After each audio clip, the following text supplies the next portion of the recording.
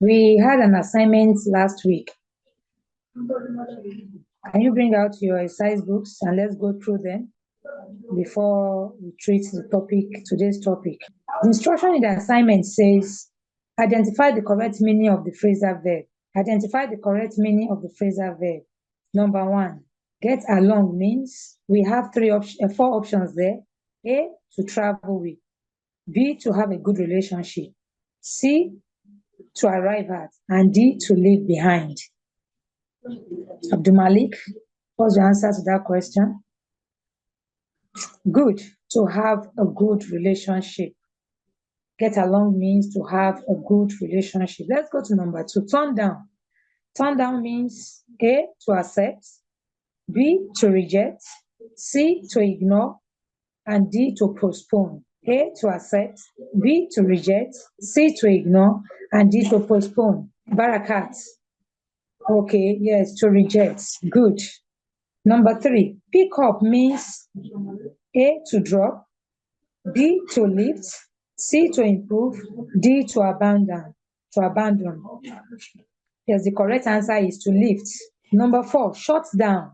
Shut down means A, to close temporarily, B, to close permanently, C, to open, and D, to restart. Abdul Malik. Good, to close permanently. And number five, the last one, take off. Take off means A, to remove, B, to depart, C, to arrive, and D, to cancel. Take off. To depart, very good. That is our assignment of last week. Can you rate yourself? What do you score? Good. Now, let me quickly revise our topic for last week before we go to today's topic. Last week, we talked on phrasal verb. And I explained last week that phrasal verb is a type of verb that consists of a verb and a preposition or adverb, which together have a specific meaning that is different from the meanings of the individual words. That is, when they come together as a phrasal verb, they have a particular meaning. But when you use the word individually, it will convey a different meaning to you. Then we talk about types of phrasal verb. We have the transitive phrasal verb, which requires a direct object.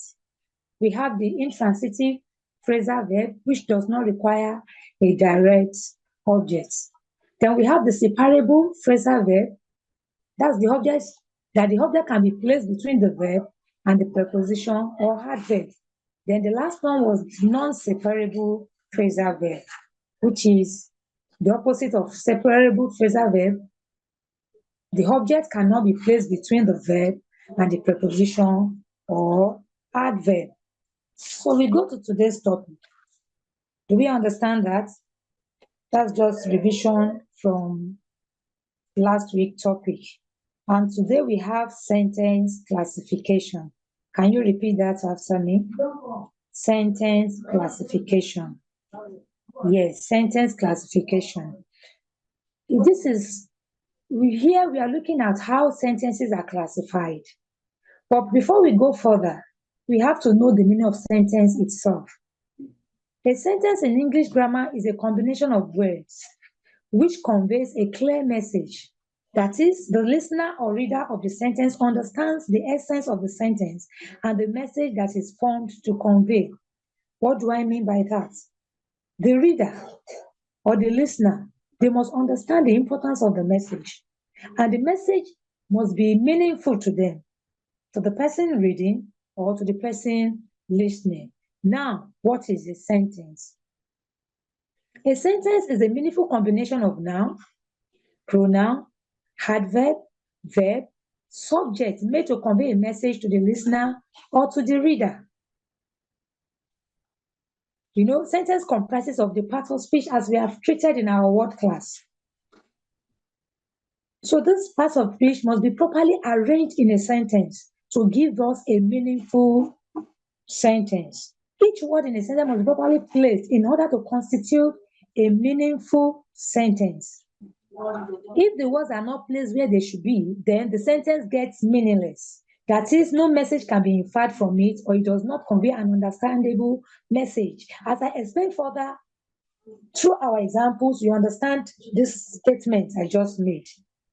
If we do not position our part of speech the way they are supposed to be arranged in a sentence, the sentence could be meaningless. It might not make sense. And we must know that a sentence must always begin with a capital letter, and it may end with a full stop or question mark or exclamation mark, depending on the message it conveys. If it is a sentence, a statement, it must end with a full stop. If it is a question, then it must end with a question mark. If it is a surprise sentence, then it must end with exclamation mark. So we must note that in a sentence. Can you give me the definition of a sentence, please? Okay. Okay. The sentence is a meaningful combination of noun, pronoun, adverb, verb, subject made to convey a message to the listener or to the reader. Very good. Now let's look at the various examples I have. I have up to 7 here. Number 1 says, I am going to office today. I am going to office today. If you note that, that is a sentence which we end in full stop. Then number 2, she will be singing national anthem this Independence Day. That also ends in full stop because it is a statement. Let's look at number 3. We are visiting the slum children this weekend. We are visiting the slum children this weekend. Also ends in capital letter. Also ends in full stop. Sorry. It also ends in full stop because it is a statement. Number 4 is also a statement which ends in full stop. They are going to be late for the party. They are going to be late for the party. Number 5, my dog doesn't like stranger. My dog doesn't like stranger. That's also a statement. It ends in full stop. It must end in full stop. Then let's look at number 6. Have you paid the electricity bill? Have you paid the electricity bill? That is a question. And because of that, it ends in question mark because it is a question. Now look at number 7. What a cute baby. What a cute baby. That's an exclamation, a surprise. So, and it ends with exclamation mark. Now, the above sentences convey a message, be it a simple statement or a question or an exclamation. The above message, it conveys a message. It is meaningful. We understand what that message conveys to us, isn't it? But there's no doubt that the sentences convey a clear message or information. Yes. Now, let us try changing the position of words in the above sentence and see if they're able to convey the same message or a totally different messages altogether. Let's look at them. We're going to read it together. Number 1, I am to going office today. Can you see that? I am to going office today. Does that make sense? Is that sentence meaningful? I am to going office today. Read number 2. We'll bring the singing national anthem. We'll bring the singing national anthem this Independence Day. Number 3. The children we are visiting of slum weekend this. Can you put those together? Do they have meaning to you? Of course, no. Let's look at number 4 too. They have for the party going to late. Number 5. Doesn't dog like my strangers? Number 6. You pay the electricity bill half. Number 7. A what baby cute? A what baby cute? Now, if you look at this sentence above, it is very clear from the above sentence that if the words that are part of the sentence, like noun, pronoun, verbs, adverbs, adjectives, subject, and object, are not placed properly in their respective position, then the sentence conveys absolutely no meaning. It conveys absolutely no meaning or nothing can be understood from the sentence. The sentences I just read above now, you can see that it conveys no meaning.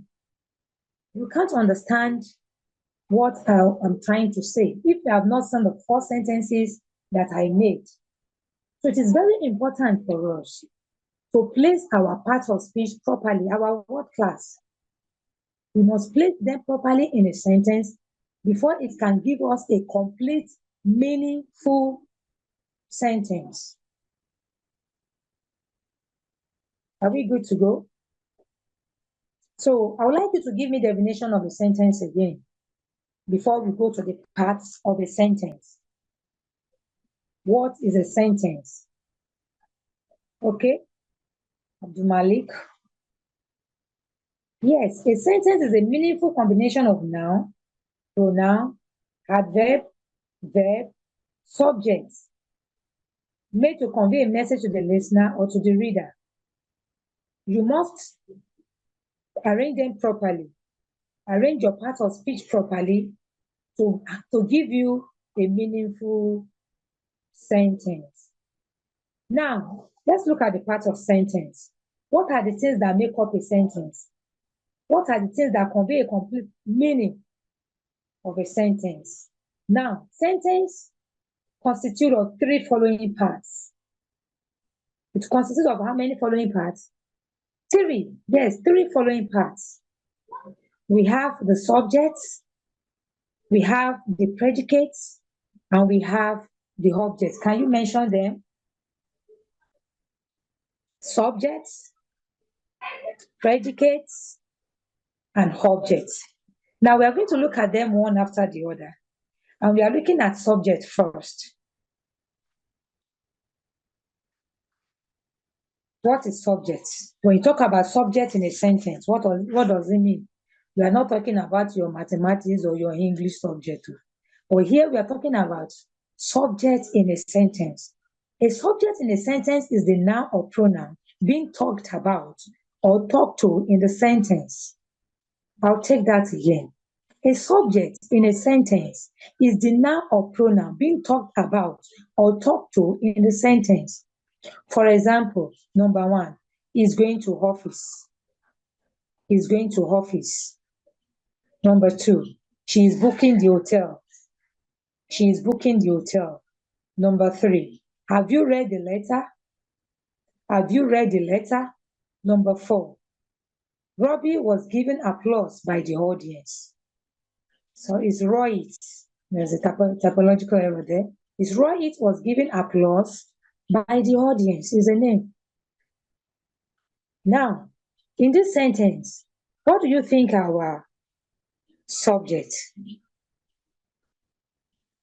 Yes, Abdul Malik. Barakat. Mohammed. Yes. He, she, you, and Rohit are the subjects. The subject in a sentence can be identified with the help of the verb. The subject in a sentence can be identified with the help of the verb. He is going to office. Who is going to the office? It's he. She's booking the hotel. Who is booking the hotel? She. Have you read the letter? Who was the question directed to? You. Rohit was given applause by the audience. Who was given applause by the audience? Rohit. So these are how you get your subject in a sentence. Let's move to the next. The next one is the predicates. Can you loud it? The predicate. The predicate is the part of the sentence other than the noun or pronoun. That is the predicate. Apart from the noun and the pronoun is the sentence. Then the rest there is the predicate. Read the following sentences. She is driving to the office. She is driving to the office. He is eating dinner. He is eating dinner. Number 3, they are watching a movie. They are watching a movie. Now, the part of the sentence excluding the subject is called the predicate, and it also has the object. What is she doing? She's driving to the office. So is driving to the office is our predicate in this sentence. He is eating dinner. What is he doing? He is eating dinner. What is he doing? He's eating dinner. So is eating dinner is the predicate in the sentence. They are watching a movie. What are they watching? What are they watching? Are watching a movie. So is driving to the office, is eating dinner, and are watching a movie are the predicates in the sentence. And we should also know that in a way, a predicate modifies a subject, expressing what it does or what it is about. That is the work of a predicate. It modifies a subject of expressing what it does or what it is about.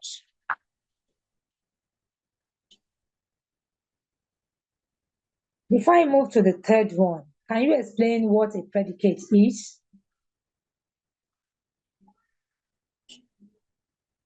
Yes, it is the part of the sentence other than the noun or pronoun. And it modifies a subject. It also expresses what it does or what it is about. Now let's move to the next one, which is objects. Don't forget that I told you that the sentence constitutes of three parts: the subject, the predicate, and the object. I've treated the subject, that the subject is the noun or pronoun being talked about or talked to in the sentence. Then our predicate is the part of the sentence other than the noun or the pronoun. It modifies the subject. Now, we want to go to the object. What is the object? Object of a sentence is the noun or pronoun, which or who is being acted upon in the sentence. I'll take that again. Object of a sentence is the noun or pronoun, which or who is being acted upon in the sentence. It is either the noun or the pronoun there, and unlike the subject, the subject is the one performing the action. But in case of the object, it is the object that takes the action. The action is being acted upon the object is being acted upon in the sentence. Let's look at the example. He's writing a letter. Number one, he is writing a letter. Two, let's read that number two together. She is singing the song. She is singing the song. And number three, they are going to the party. They are going to the party. Now, he is writing a letter. What is he doing? What is he writing? A letter. She is singing the song.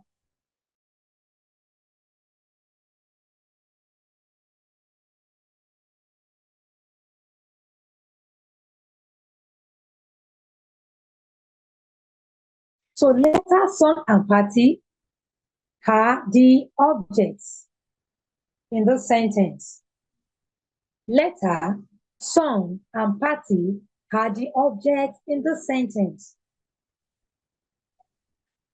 So we can say that object is an entity in the subject that is being acted upon.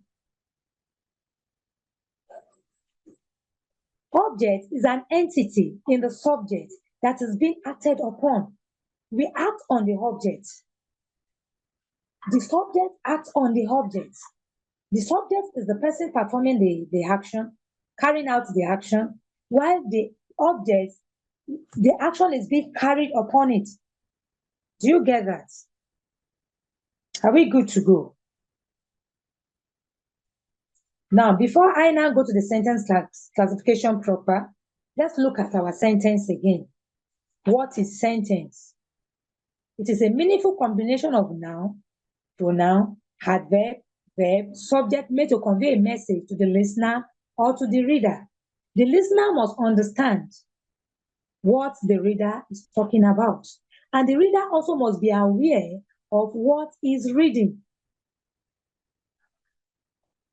And you must note that each word in a sentence must be properly placed in order to constitute a meaningful sentence.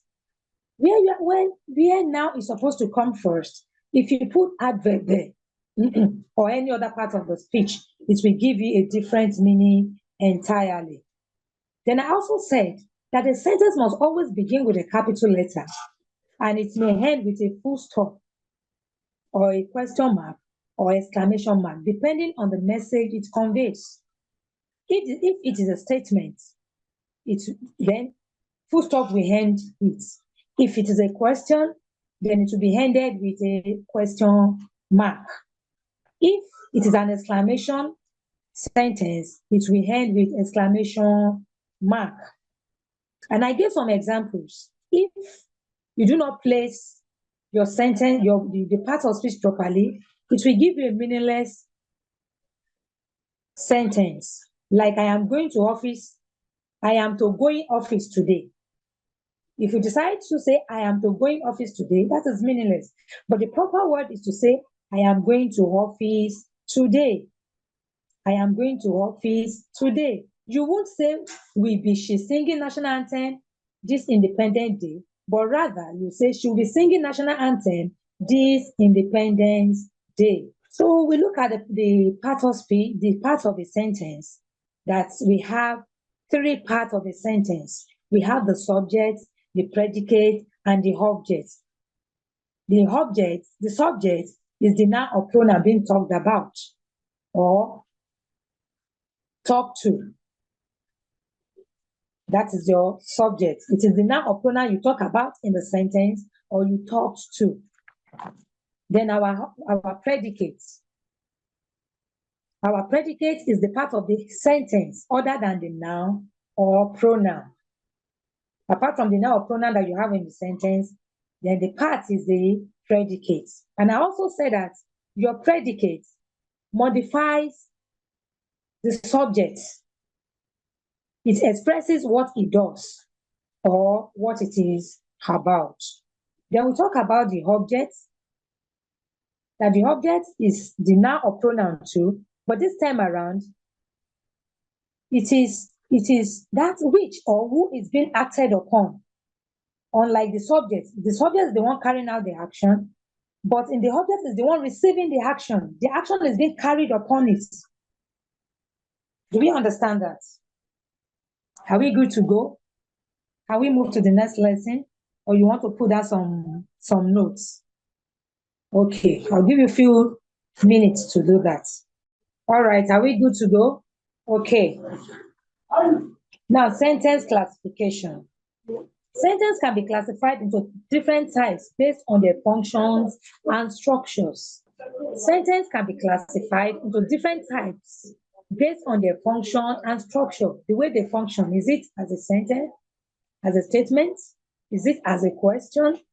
Is it as exclamatory? What have you? That is the way these sentences are classified into different types. Sentence in English can be classified into five main categories based on their structure, purpose, and tone. Sentence in English can be classified into five main categories based on their structure, purpose. Yes, Abdul Malik. 5, yes, correct, 5. It can be classified into 5 main categories, depending on their structure, their purpose, and their tone. Now, let's look at them one after the other. Number 1 is declarative sentences, otherwise known as statements. Declarative sentences. Can you repeat that? Declarative sentences. Thank you. Then number 2, interrogative sentences. Interrogative sentences. Then number 3, imperative sentences. Imperative sentence has to do with commands. Interrogative sentence has to do with question. We are still coming to that. Then number 4, exclamatory sentences. That's your exclamations. Then number 5, compound or complex sentences. Compound or complex sentences. Can we mention these 5 categories again? I said your sentence can be classified in English. That sentence can be classified into 5 main categories based on the structure, purpose, and tone. And I gave you 5. Can we mention them now? Okay, number 1, good, declarative sentences. 2, interrogative sentences. Good. 3, imperative sentences. 4, exclamatory sentences. Then number 5, compound or complex sentences. Now we are going to look at them one after the other, as usual. Now, the first one, declarative sentences. This is a statement. You can see that I put in front of it, open brackets and close brackets, statement. It is a simple sentence that constitutes a declarative statement. That is, they make a declaration about a subject or the object and convey a simple message which ends with a full stop. That's a statement. The declarative statement constitute what? A simple sentence. It makes a declaration about a subject or the object in the sentence and convey a simple message which ends with a full stop. Example. Do you get that? Simply put, declarative sentence is a statement given, a simple statement. The statement is about the subject or the object, and it gives us just a simple message, and it must end with a full stop. Now, let's look at our example. She is going on a tour. She is going on a tour.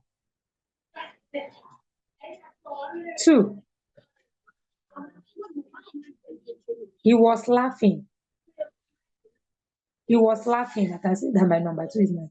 He was laughing. That's a statement 2. He was laughing. Then number 3, they were anxious. They were anxious. You can see in this sentence that they are statements. They are talking about the subject and the object in that sentence. She's going on a tour. He was laughing. They were anxious, and they must end with your full stop to show that they are statements, they are sentences. Now, what are the characteristics of declarative sentences? What do you look out for in declarative sentences? What are the things that make up a declarative sentences? Number 1, it must end with a period. A period means full stop. It must end with a period. When you write a sentence, you must end it with a period. Number 2, state a fact, opinion, or assertion. That sentence must state a fact, or opinion, or assertion. It must give us the exact word that we want, the exact sentence. It must be certain. What we are talking about must state a fact, or opinion, or assertion. Number 3, it provides information or answer a question. Your sentence is either it provides an information or it answers a question. And please let me add this. I didn't put it in my notes. Your sentence also must begin with a capital letter. I've said that before. So that is also part of the characteristic of declarative sentence. It must begin with a capital letter, end with a period. It must state a fact, opinion, or assertion. Then it must provide information or answer a question. Let's look at the next one. which is interrogative sentence. Interrogative sentences. And these are questions. It asks a question and always ends with a question mark. And that is why it is called interrogative. Interrogative sentences, which means it asks questions. And after writing an interrogative sentence, it must end with a question mark to show that it is a question. Do you understand that? Yes, you must end your interrogative sentence with a question mark. That is to show that it is what? A question. Now, what are the characteristics of interrogative sentences? What are the things you look at for in interrogative sentence to make sure that, to assure you that it is an interrogative sentence? Number one, end with a question mark. Your interrogative sentence must end with a question mark. 2, ask for information or clarification. Your interrogative sentence must ask for information, asking question or clarification, wants to know about it. 3, inquire about something. You want to know about something, inquire about it. Those are the characteristics of your interrogative sentences. Number 1, it must end with a question mark. Number 2, it must ask information or clarification. Number 3, it inquires about something. And we have some questions. We have some examples on that. Number 1, what is your name? You can see that's a question, and it ends in question mark. What is your name? Number 2, where are you going? Where are you going? That's also a question, and it must end with your question mark. If you don't put the question mark, you might not be able to express the sentence. Where are you going?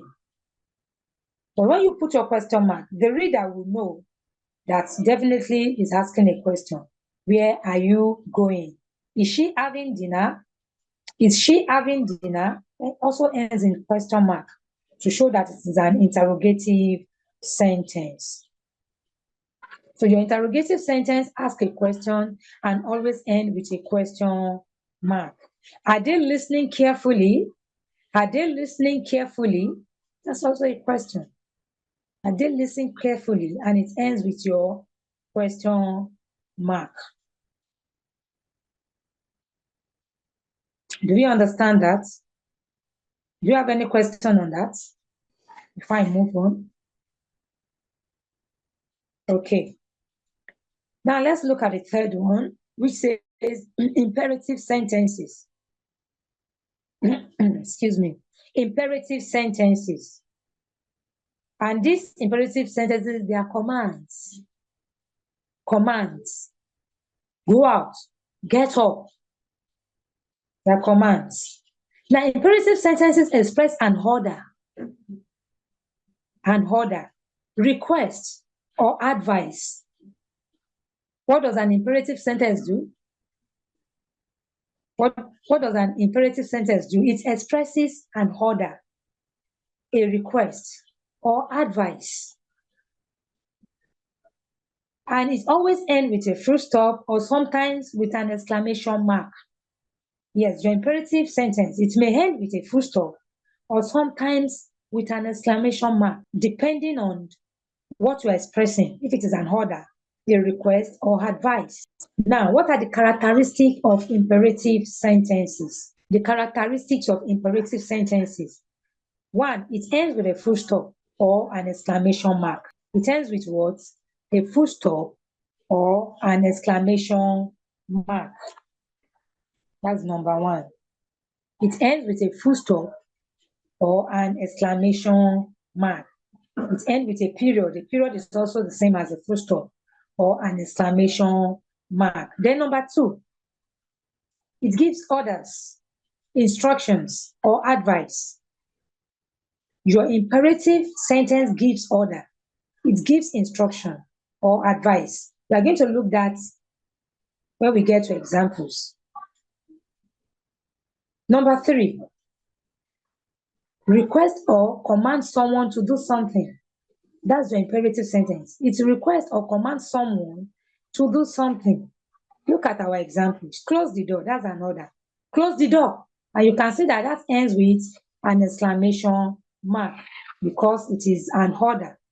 Number 2, please do your homework. There's a typological error there. Should be, please do your homework and not please do your homework. It should be, please do your homework. That's the request.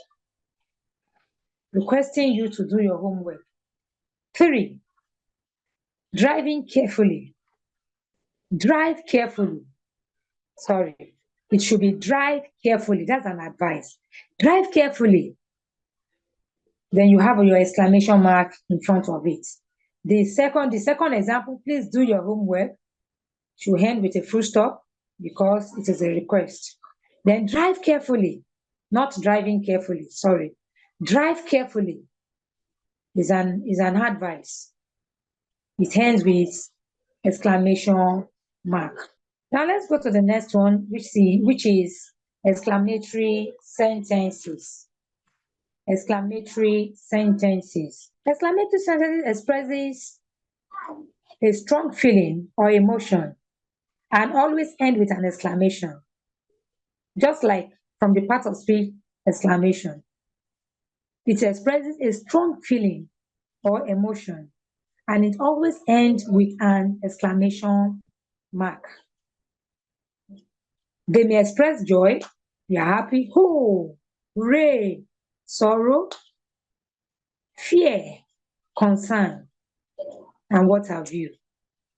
Your exclamatory sentences expresses a strong feeling or emotion or always end with an exclamation mark, depending on what is being expressed. Now, what are the characteristics of exclamatory sentences? What are the things we look out for in exclamatory sentences? Number 1, end with an exclamation mark. Can we say that? End with an exclamation mark. Your exclamatory sentence end with an exclamation mark. You can see the mark in front of the sentence, exclamation mark. Number 2, express strong emotions, such as excitement, surprise, or angry. It expresses strong emotions such as excitement, surprise, or angry. Then 3, it emphasizes a point of feeling. It emphasizes a point or feeling. Now look at our examples. That will clarify what I just said now. What a beautiful day. What a beautiful day. Number 2, get off my way. Get off my way. What a beautiful day. That's expressing excitement. Get off my way. That's hungry. Be careful of what you say. That is also hungry. Oh my God. Oh my God. That could be a surprise. So don't forget that your exclamatory sentence expresses a strong feeling or emotion and always end with an exclamation. Do you have anything to ask on this before I move to the last one? Or will you put down your note? Okay, quickly put down notes on characteristic of exclamatory sentence before we move to compound or complex sentence. I'll give you some minutes to do that. Yes, are we good to go? Okay, we are looking at our compound or complex sentence. What is a compound or complex sentence? A compound sentence uses coordinating conjunctions. We're going to look at them one after the other. We look at compound sentence first. It uses coordinating conjunctions. What are our coordinating conjunctions? That's and, for, nor, but, so, yet, or to join two independent clauses. That's how you get your compound sentence. So that's how you identify a compound sentence. It uses coordinating conjunctions. Remember your conjunctions? Conjunctions link two words together, two sentences together. And your coordinating conjunctions are and, for, nor, but, so, yet, or. To join two independent clauses. What are independent clauses? Independent clauses are sentences that can stand on their own. So your coordinating conjunction is joining two independent clauses together. When it joins two independent clauses together, then you know that this is a compound sentence. Now let's look at the example. Number one says, Mohit is eating dinner and he is getting late. Mohit is eating dinner and he is getting late. Now, let me separate the clauses for you to get the clarification of the former explanation. Mohit is eating dinner. That's a clause on its own. He is getting late. It's a clause on its own. It's an independent clause. It can stand on its own. Mohit is eating dinner.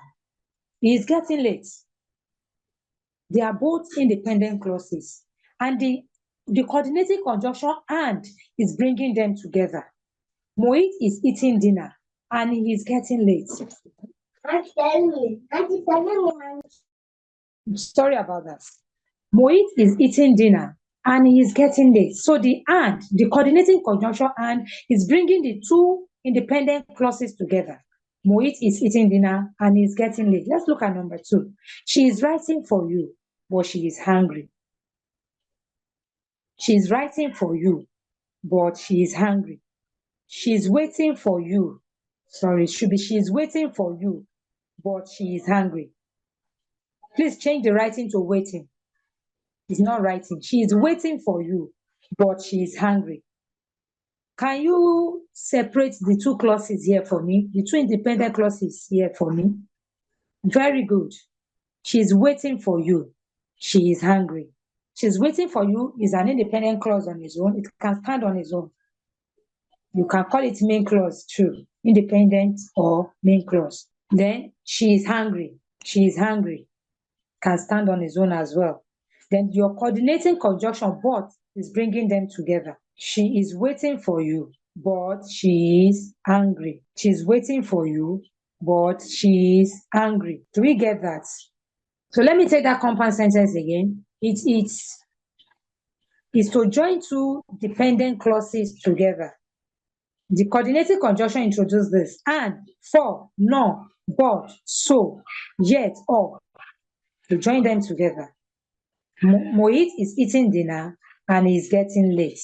She's waiting for you, but she is angry. Now let's go to complex sentence. Do we get that?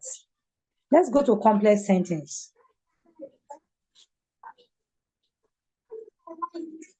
Complex sentence constitutes of an independent clause and a dependent clause. It constitutes of an independent clause and a dependent clause. You have your independent clause that cannot stand on its own, and you have your dependent clause. It brings them together. The two clauses may be joined together by subordinate conjunctions, such as since, although, unless, when, because, or relative pronoun, who, which, that, etc. Your complex sentence constitutes of an independent clause and a dependent clause. The two clauses may be joined together by subordinate conjunctions, like since, although, unless, when, because, or it can be joined together by a relative pronoun, who, which, that. Now, example, it will definitely come, although it may arrive later. It will definitely come. That's the dependent clause there. It may arrive later is the independent clause. It will definitely come, although it may arrive together. So although it's bringing the two sentences together to form a complex sentence. So that is what you look at for in your complex sentence. It joins the independent and the dependent clause together. It could be our subordinate conjunction like since, although, unless, when, because, or it could be a relative pronoun, who, which, or that. So, number 2, I am not leaving unless you apologize for the conduct. I am not leaving unless you apologize for the conduct. Unless here is bringing the two sentences together. I am not leaving. You apologize for the conduct. I am not leaving. That's a dependent clause. You apologize for the conduct. I am not leaving unless you apologize for the conduct. Then 3, they are looking for a car which has driven not more than 1,000 kilometers. They are looking for a car which has not driven more than 1,000 kilometers, which is what the relative pronoun which is the one that is joining these two sentences together to form a complex sentence. Then number 4, I went to the store, but they were closed. I went to the store, but they were closed. The conjunction but is bringing the two sentences together to form a complex sentence. As we have characteristic for others type of sentences, we also have characteristics for our compound complex sentences. And what are the characteristics?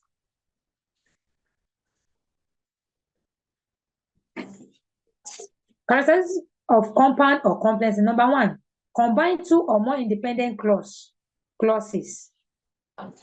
That's to complete the sentence. It combines 2 or more independent clauses. 2, it uses conjunctions like, and, but, or. Conjunction like, and, but, or to link clauses. Those are the characteristics of our compound or complex sentences. Number 1, it combines 2 or more independent clauses to make a complete sentence. Number 2, it uses conjunctions such as like, and, but, or to link clauses, to link your clauses together. Then 3, it can express more complex ideas or relationships. It expresses more complex ideas or relationships. Let me wait for you to pen down some notes. Yeah, are we good to go? Yes, before we go for our classwork, let's look at what we have been doing since. What is a sentence? What is a sentence? A meaningful combination of noun, pronoun, adverb, verb, subject made to convey a message to the listener or the reader.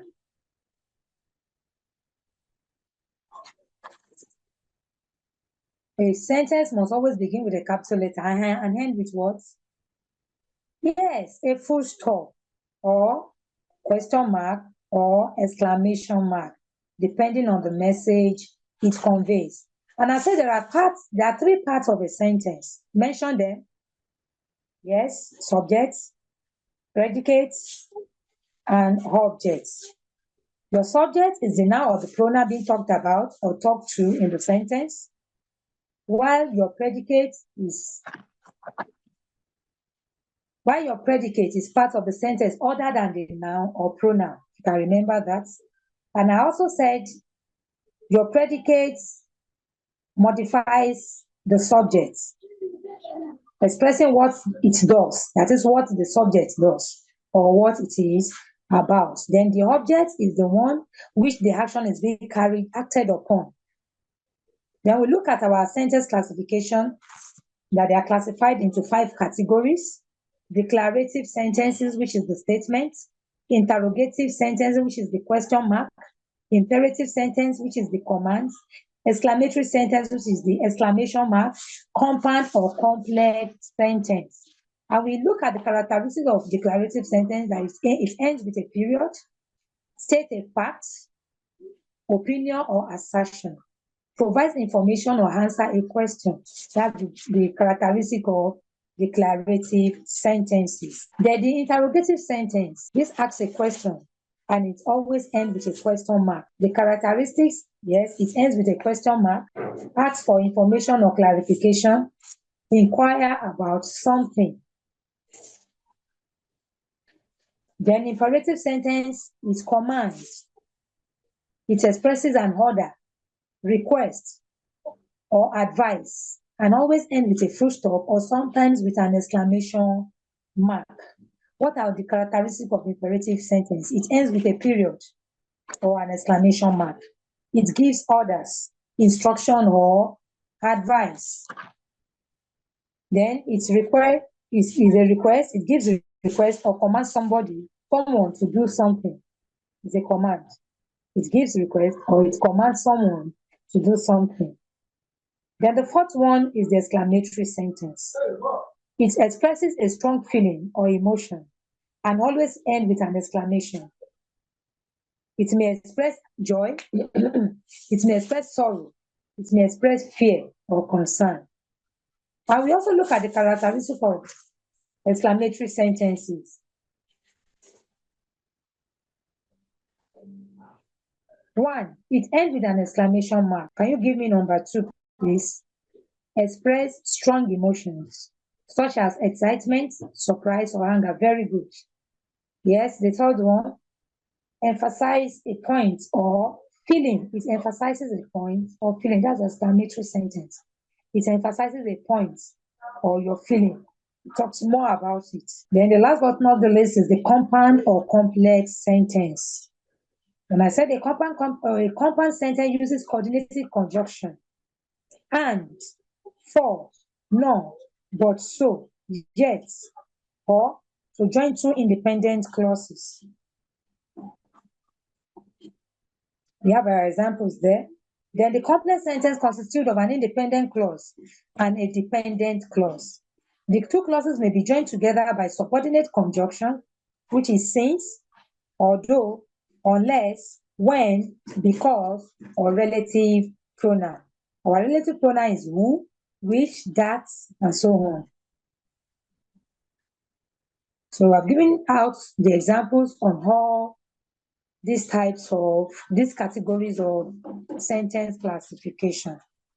Now we are going to look at our classwork. We are to identify the type of sentences, either the declarative, interrogative, imperative, or exclamation. Quickly write them down. It's just 1 to 5. I'll give you some minutes to do that. Have you written them down? We are going to identify the type of sentence. Quickly do that before I prefer answers to the questions. Thank you. Yes, let's prefer answers to our questions. Number 1 says what? Malik. Abdul Malik. What is your name? Under what type of sentence can we classify what is your name? What's your answer? Interrogative sentence. Very good. That's very good. It can be classified under interrogative sentences.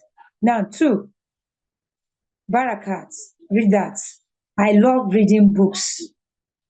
I love reading books. Can you classify that? Identify the type of sentence it is. Good. And exclamatory sentences. Very good. Number 3, yes. Mohammed.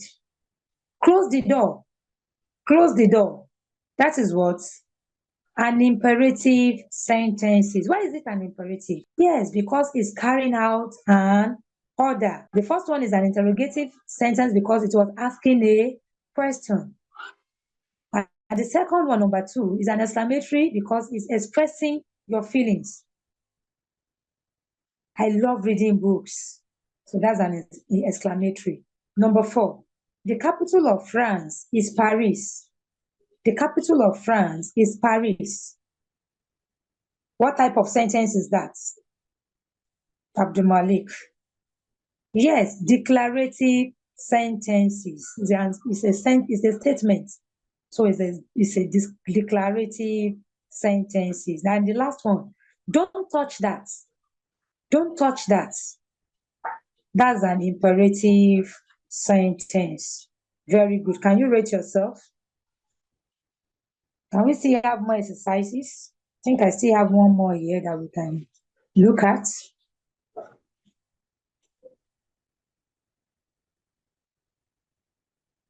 identify the sentence structure.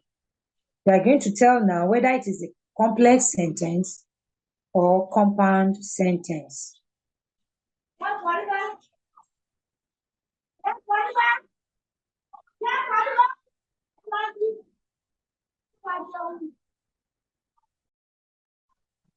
I'm giving you the opportunity to write down the exercise.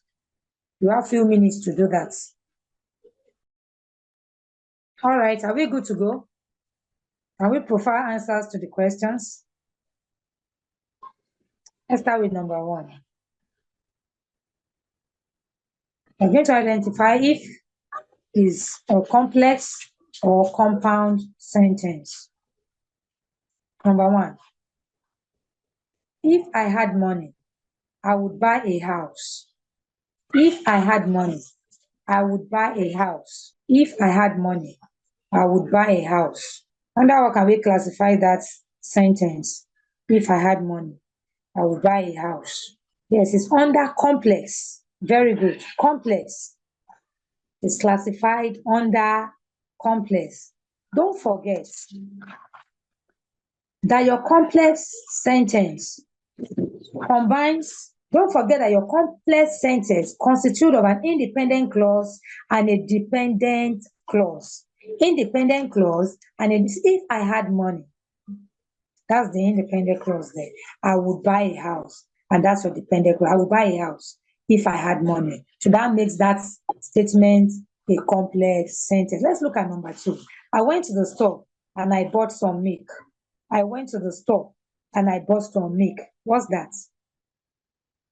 That's a compound sentence.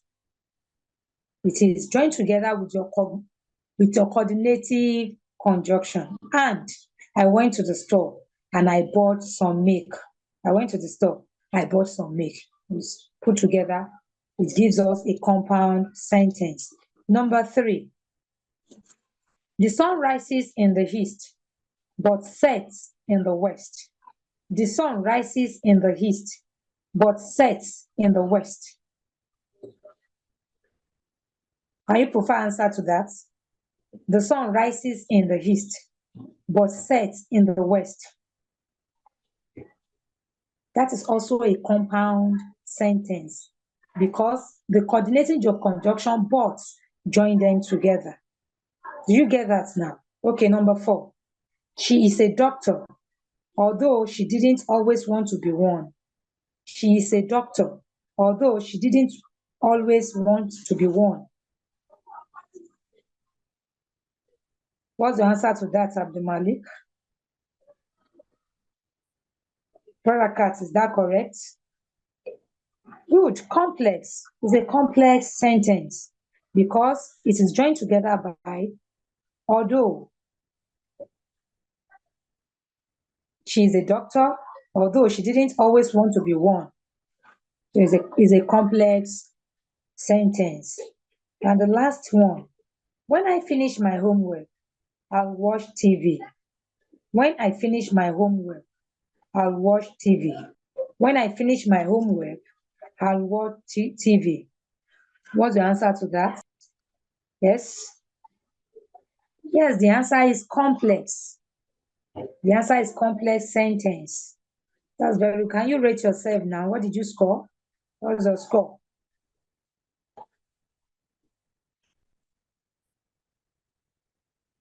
Okay. Any question before we call it a day? Is there any question? Okay. Now listen again. You have defined sentences that the part of speech must be properly arranged to convey a meaningful message. And I also said a sentence must begin with a capital letter and may end in a period, which is full stop, or question mark, or exclamation mark, depending on the structure and the tone of the sentence. Then we talk about the part of a sentence that it consists of 3 parts. We have the subject, the predicate, and the object. The subject is the noun or the pronoun who carry out that carries out the instructions, the action. Then the predicate, apart from the noun or the pronoun in the sentence, then the remaining part is the predicate. It modifies the subject. Then the object is a noun or a pronoun in the sentence too, which the action is being carried upon. The subject carry on the action upon the object.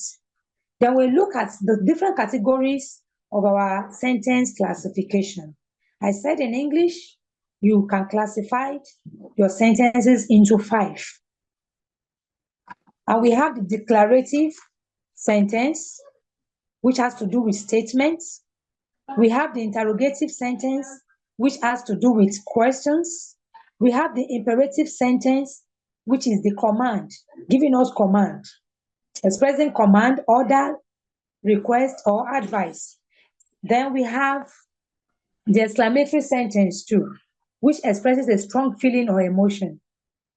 Then the last one is the compound or complex sentence, which uses coordinated conjunction. The compound use coordinated conjunctions to join 2 independent clauses together, while the complex sentence constitutes of an independent clause and a dependent clause, and they are joined together by subordinate conjunctions, such as since, although, unless, when, because, or relative pronoun.